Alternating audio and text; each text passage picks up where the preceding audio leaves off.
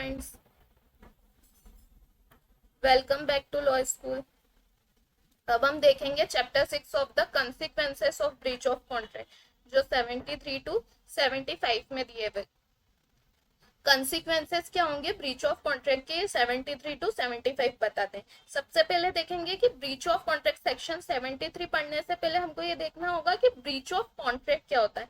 Breach of contract means जैसे ए ने B से कॉन्ट्रैक्ट करा कि तुम मुझे इस डेट पे 100 माउंट्स ऑफ कॉटन बॉल्स लाके मेरी फैक्ट्री में दे देना इस डेट पे, पर्टिकुलर डेट पे। और बी ने कहा कि हाँ मैं आपको ये पर्टिकुलर डेट पे डिलीवर करवा दूंगा। बी क्या करता है, उस पर्टिकुलर डेट पे उसे वो कॉटन बॉल्स क्या करता है, डिलीवर नहीं करता है। तो यहाँ पर बी ने क्या करा, कॉन्ट्रैक्ट को ब्रीच करा क्योंकि वो कॉन्ट्रैक्ट को पूरा नहीं कर पाया। तो यहाँ पर क्या कहता है सेक्शन 73 की अगर वो ब्रीच ऑफ कॉन्ट्रैक्ट करता है तो उसके कंसिक्वेंसेस क्या होता है। मतलब यदि पर्सन अपने प्रॉमिस को फुलफिल ना करे तो वो क्या होता है, ब्रीच ऑफ कॉन्ट्रैक्ट करता है। ऐसे में उसे क्या होगा, कंपनसेशन दिलवाया जाएगा। ब्रीच ऑफ कॉन्ट्रैक्ट होने पर जो एग्रीव पार्टी है उसको क्या दिलाया जाएगा, कंपनसेशन। ब्रीच ऑफ कॉन्ट्रैक्ट समझ में आया क्या हुआ कि जब कॉन्ट्रैक्ट होने के बाद पर्सन अपने कॉन्ट्रैक्ट को फुलफिल ना करा, जो उसने प्रॉमिस करा था कि हाँ इस पर्टिकुलर डेट पे मैं आपको इतने कॉटन बॉल्स आपकी फैक्ट्री पर डिलीवर करवा दूंगा। यहाँ पर बी ने क्या करा, उस पर्टिकुलर डेट पे उसको कॉटन बॉल प्रोवाइड नहीं करवाए, डिलीवर्ड नहीं करवाए। तो बी की तरफ से क्या हो गया, यहाँ पर ब्रीच ऑफ कॉन्ट्रैक्ट हो गया। ब्रीच ऑफ कॉन्ट्रैक्ट होगा तो क्या होगा, कंपनसेशन दिलाया जाएगा जो मॉनिटरी फॉर्म में होगा। मतलब कोई भी डैमेजेस होने पर कुछ भी कंपनसेशन दिलाना। अब किस टाइप के ब्रीच ऑफ कॉन्ट्रैक्ट होने पर क्या क्या रेमेडीज हो सकती है ये बताई गई है। सूट फॉर रिसेशन, मतलब आप रिसेशन का सूट भी ला सकते हो। यहाँ पर क्या कर सकते हो, सूट फॉर रिसेशन, मतलब आप उस कॉन्ट्रैक्ट को रिसाइन करने का भी सूट ला सकते हो। ये पहली रेमेडी है कि नहीं हम इस कॉन्ट्रैक्ट को रिसाइन कराना चाहते हैं, आप इसलिए सूट फॉर रिसेशन की आप ब्रीच ऑफ कॉन्ट्रैक्ट हुआ है इसलिए हम ये रिसाइन करा रहे हैं इस कॉन्ट्रैक्ट को। या आप उसके बदले जो आपको लॉस हुआ है, जो डैमेजेस हुए हैं, उसके बदले आप क्या मांग सकते हो, कंपनसेशन भी मांग सकते हो कि मेरे को उस दिन पर ये कॉटन बॉल्स डिलीवर्ड नहीं हुए बी की तरफ से, तो मेरे फैक्ट्री में काम नहीं हुआ, इसके कारण मेरे को इतना लॉस हुआ है, तो उसे कंपनसेशन भी दिलाया जा सकते हैं। या आप इंजंक्शन का भी सूट ला सकते हो, या उसको स्पेसिफिक परफॉर्मेंस के लिए भी बोल सकता है कि आपने अपनी करवाया लेकिन अब आपको इस डेट पे ऐसा करवाना पड़ेगा। ये स्पेसिफिक परफॉर्मेंस का भी पर्सन सूट ला सकता है। और क्या कर सकता है, क्वांटम मेरिट। क्वांटम मेरिट एक ऐसा टर्म है कि जितना आपको नुकसान हुआ है उतना आपको कंपनसेशन देना होगा। मतलब जैसे कि इसका हिंदी टर्म या लीगल टर्म क्या होता है, एज मच एज मेरिट, मतलब जितना कार्य हुआ है उसी के अनुपात में, उसी के रेशो में आपको कंपनसेशन दिलाना होगा। कॉन्ट्रैक्ट ब्रीच करने वाली पार्टी क्या होगी, कंपनसेशन के लिए लायबल नहीं होगी। यहाँ पर जिसमें जैसे कि कॉन्ट्रैक्ट ब्रीच कराया जाता है तो वो कंपनसेशन का राइट होता है। तो मतलब जितना कार्य उतना पैसा। ये सेक्शन क्या यह हवाला रिलीफ क्या कहता है कि जितना कार्य सिर्फ उसी अनुपात में, मतलब जितने का सिर्फ उसे नुकसान हुआ है उस टाइम पर उसी रेशो में आपको रेमेडी दी जाएगी। ये वाली चीज ये कहती क्वांटम मेरिट। ये कई बार मेंस प्री में भी पूछा गया है कि क्वांटम मेरिट क्या होता है, तो एज मच एज मेरिट, जितना कार्य होगा उसी रेशो में आपको कंपनसेशन दिलाया जाएगा। ये होता है क्वांटम मेरिट का प्रिंसिपल। अब डैमेजेस किस टाइप के हो सकते हैं, पहले जनरल डैमेजेस, मतलब जो पार्टीज को नेचुरली अरोज होते हैं, मतलब कि हाँ पार्टी को पता है कि ये वाले डैमेजेस प्रिज्यूम पूर्व ज्ञान रहता है, प्रीवियसली प्रिज्यूम कर सकते हैं कि हाँ ये डैमेज हो सकते हैं अगर ब्रीच ऑफ कॉन्ट्रैक्ट हुआ। तो ये वाले डैमेजेस क्या हो जाते हैं, ऑब्जेक्टिव डैमेजेस। ऑब्जेक्टिव मतलब ऑब्जेक्टिव है कि हाँ ये चीज हो सकती है। कैसे, जैसे कि ए ने बी को कहा कि तुम मेरे को 100 कॉटन बॉल्स इस दिन पर मेरी फैक्ट्री पे डिलीवर कर देना, तो वो थे 1000 रुपीज के, ठीक है। बहुत अर्जेंट नीड थी ए को यहाँ पर बी ने क्या कराया, उस दिन पर उसने उसको डिलीवर नहीं कराया, तो ए ने क्या करा, दूसरी पार्टी से कॉन्ट्रैक्ट करके उससे डिलीवर करा दी, पर वो क्या मिले, 1200 रुपए में मिले। वही कॉटन बॉल्स थे, वो से कितने में मिले, 1200 में मिले। तो यहाँ पर उसको कितने रुपए का ज्यादा का हुआ नुकसान, की 200 रुपए उसको ज्यादा लगे। वो बी से कॉन्ट्रैक्ट करता, उन्होंने पहले से ही कॉन्ट्रैक्ट कर रखा था, तो यहाँ उसको क्या हुआ, 1000 रुपए में। आपको कोई अर्जेंट चीज की नीड चाहिए रहती है तो आप जितना मुंह मांगा पैसा देके उस पर्सन से ले लेते हो, वहां उसको अर्जेंट नीड थी, तो उसने क्या करा कि हाँ ठीक है 1200 रुपए, तो 1200 रुपए दूसरी पार्टी को दिए उनने और ले लिए। तो यहाँ उसे जनरल डैमेज हुआ, मतलब 200 रुपए का उसको जो था डैमेज हुआ, तो यहाँ कोर्ट उसे वो 200 रुपए का ही कंपनसेशन दिलाएगी। ये कौन से डैमेजेस कहलाते हैं, ऑब्जेक्टिव डैमेजेस।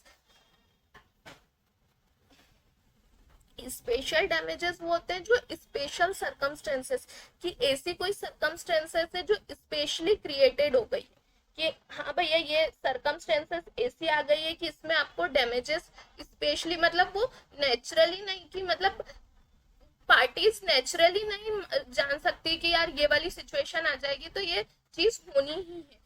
जो स्पेशल कंडीशन में होती है वो कई बार बहुत कम कंडीशन ऐसी होती है कि जहां पर होती है, और जनरल डैमेजेस में मतलब कि हाँ ब्रीच ऑफ कॉन्ट्रैक्ट हुआ तो ये वाली कंडीशन आएगी, ये चीज होती है। और स्पेशल डैमेज में क्या डिफरेंस होता है कि वो कई बार बहुत कम कंडीशन की, हाँ यार ये चीज तो पॉसिबल है ही नहीं, और वो चीज फिर भी हो जाए, तो ऐसी कंडीशंस क्या होती है, जैसे कि उसने क्या कहा था, अपन वही वाला एग्जांपल लेते हैं ए और बी को। ए ने बी से कहा कि मैं आपको इस टाइम पे डिलीवर करवाऊंगा, वो डिलीवर करवाना चाहता है लेकिन उसके ट्रक का एक्सीडेंट हो गया, तो ऐसी कंडीशन प्रिज्यूम नहीं करी थी, स्पेशल सर्कमस्टेंसेस आ गई जहां पर, तो वहां पर क्या हो जाते हैं, स्पेशल डैमेजेस दिलाए जाते हैं। एग्जाम्पलरी डैमेजेस क्या होते हैं, ये कॉन्ट्रैक्ट लॉ में नहीं आते हैं अधिकतर, जैसे कि ब्रीच ऑफ मैरिजेस या ब्रीच ऑफ चेक डिसऑनर का केसेस हो गए, जैसे कि क्या हुआ, मैरिजेस इसमें नहीं आती, कई बार कॉन्ट्रैक्ट में नहीं आती है क्योंकि मैरिजेस का कॉन्ट्रैक्ट नहीं होता, पर एक आप समझने के तौर पर ले सकते हो। और चेक डिसऑनर का मतलब कैसा, कि उसके अकाउंट में सफिशिएंट फंड है लेकिन फिर भी बैंक क्या कर देती है कि नहीं ये चेक तो डिसऑनर हो जाता है, बिना नॉलेज के बिना जाने उसका चेक डिसऑनर कर देती है यहाँ पर। तो यहाँ पर उसकी जो रिप्यूटेशन है उसको क्या हो जाता है, नुकसान हो जाता है, क्योंकि उसकी तो बनी बनी एक बिजनेसमैन है, तो देखो इसके चेक डिसऑनर हो गए तो ये क्या पैसा देगा, तो यहाँ पर उसके अकाउंट में फंड होने के बाद भी उसका चेक डिसऑनर हो गया, तो ये क्या यहाँ पर बैंकों को क्या करना पड़ेगा, उस एग्जाम्पलरी डैमेज देने होंगे। नॉमिनल डैमेज मतलब नाम मात्र का कोई भी नुकसान हुआ है उसके बदले आपने उसको पैसा दे दिया, ओनली यहाँ पर जैसे कि पर्सन का ज्यादा नुकसान नहीं हुआ, सिर्फ उसके राइट्स का नुकसान हुआ, तो वो हो जाएंगे नॉमिनल डैमेजेस। और duty to mitigate the loss क्या होता है, जब पार्टीज की ड्यूटी है कि डैमेज कि उसे क्या डैमेजेस को कम करने का प्रयास करना चाहिए, कि ऐसे डैमेजेस ब्रीच ऑफ कॉन्ट्रैक्ट होने पर ऐसे डैमेजेस नहीं, तो ऐसे मेजरमेंट के समय जो ध्यान रखा जाएगा, ऐसा मेजरमेंट जो डिसीजन के समय ध्यान रखा जाएगा वो क्या होगा, duty to mitigate the loss. और लिक्विडेटेड और अनलिक्विडेटेड डैमेजेस क्या होते हैं, लिक्विडेटेड डैमेजेस मतलब कि हाँ उनका पहले से पार्टीज ने कॉन्ट्रैक्ट करते समय ही कर दिया कि अगर किसी पर्सन ने कॉन्ट्रैक्ट को ब्रीच करा तो ये वाली चीज इतना नुकसान आपको कंपनसेशन देना होगा, मतलब उनको पहले ही लिक्विडेट कर दिया कि इतना अगर ब्रीच ऑफ कॉन्ट्रैक्ट होता है तो आपको इतना कंपनसेशन पे करना पड़ेगा दोनों में से किसी भी पार्टी की तरफ से। और अनलिक्विडेटेड डैमेज जहां पर आपने लिक्विडेट ही नहीं किया, मतलब जहां पर आपने यूं कॉन्ट्रैक्ट के समय ऐसा कुछ लिखा ही नहीं कि प्रोविजन डाला ही नहीं आपने कि इतना नुकसान होने पर इतना आपको देना पड़ेगा, वो हो गए अनलिक्विडेटेड डैमेजेस। तो आपको समझ में आ गया कि डैमेजेस होते क्या है। पहले हमने क्या देखा, रेमेडीज की क्या क्या, ब्रीच ऑफ कॉन्ट्रैक्ट होता क्या है, फिर रेमेडीज क्या क्या रेमेडीज होगी उसकी, आप रिसाइन कर सकते हैं, कंपनसेशन का सूट ला सकते हैं, इंजंक्शन ला सकते हैं, या दूसरी चीजें कर सकते हैं, ये सारे आपको रेमेडीज दी गई है। तो 73 पढ़ने से पहले, क्योंकि उसमें बताया है कि ये चीज जनरल डैमेज होने पर या स्पेशल 73 to 75 में बताया कि पर्सन को स्पेशल डैमेज होने पर ये कंसिक्वेंसेस होगा, इसलिए मैंने पहले आपको डैमेजेस और रिलीफ के बारे में बता दिया कि डैमेजेस होते क्या है और रिलीफ होते क्या है। क्योंकि हम 73 और 75 तक पढ़ेंगे तो हमको ये वाले पॉइंट्स बहुत काम आएंगे, तो तब हम डिस्कस नहीं करके मैंने एक पर्सनल अलग से वीडियो बना दिया, तो इससे आपने क्लियर होगा कि क्या क्या डैमेजेस आ सकते हैं इसमें और क्या क्या रिलीफ हम मांग सकते हैं कोर्ट से ब्रीच ऑफ कॉन्ट्रैक्ट होने पर, या ब्रीच ऑफ कॉन्ट्रैक्ट होता क्या है, ये सारी चीजें हमने यहाँ पर डिस्कस कर ली। तो इससे क्या हो गया कि हमारे पॉइंट्स क्लियर हो जाएंगे, हमको 73 to 75 पढ़ने में इतना टाइम नहीं लगेगा, क्योंकि वो भी ब्रॉड सेक्शन से काफी उसमें एग्जाम्पल्स दिए हैं बेयर एक्ट में, तो यह पॉइंट आपको क्लियर समझ में आ जाएंगे।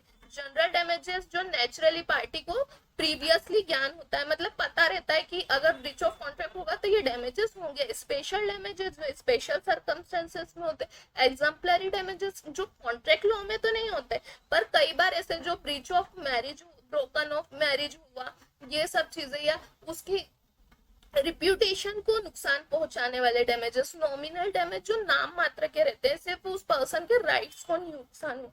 Duty to mitigate to loss, मतलब कि पार्टीज को जो डैमेजेस हुआ है उनको लॉस, डैमेजेस को हमेशा कम करने का ट्राई करना चाहिए। और जब वो मेजरमेंट करें डिसीजन, तो उनको ध्यान रखना चाहिए कि कम से कम डैमेजेस हो। लिक्विडेटेड जिन्हें पहले से ही पार्टीज ने लिख दिया हो कॉन्ट्रैक्ट में, अनलिक्विडेटेड जिसे लिखा नहीं हो, ठीक है। Please like, share and subscribe my channel. Thank you.